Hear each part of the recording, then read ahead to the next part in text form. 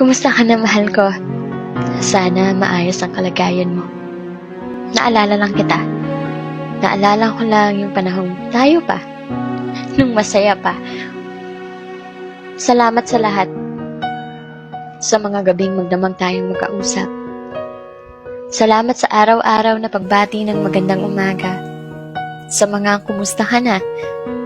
Sa pagpapaalala na kumain ka na. Sa walang katapusang mahal kita. Salamat dahil pinasaya mo ako kahit sa maikling panahon. Salamat sa pagpaparamdam ng mga paru-paro sa aking tiyan.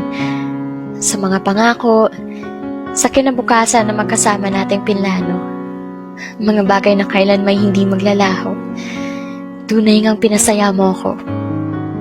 Pasensya kung hindi ako yung the one. Ayokong ikaiwan.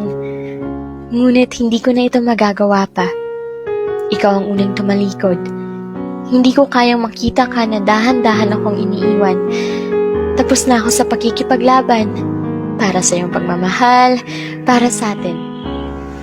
Ipinaglaban kita upang manatili ka. Abala ako sa pagsalba sa'yo, sa atin. Hindi ko na namamalaya na nawawala na pala yung ako. Napagtanto ko na hindi ko may pagpapatuloy ang pakikipaglaban para sa isang taong ayaw ipaglaban. Siguro, oras na upang palayain ka.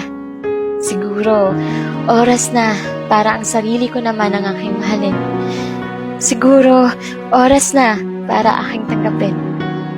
Hindi ako ang iyong pangarap. Wala ako sa iyong mga plano sa buhay. Dahil hindi ko maibibigay ang mga bagay na iyong kailangan. Huwag mo na akong alalahanin. Oo, ito'y mahirap. Ang pakawalan kay hindi biro. Hindi ito kasing dali ng pagbilang ng 1, 2, 3. Dinudurog nito ng paulit-ulit ang aking puso.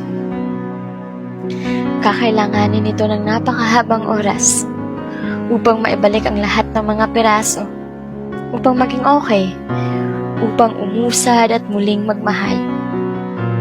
Siguro hindi ngayon, bukas, sa susunod na buwan, o sa susunod na taon. Ngunit panigurado, gagawin ko. Pinapalaya na kita, mahal ko.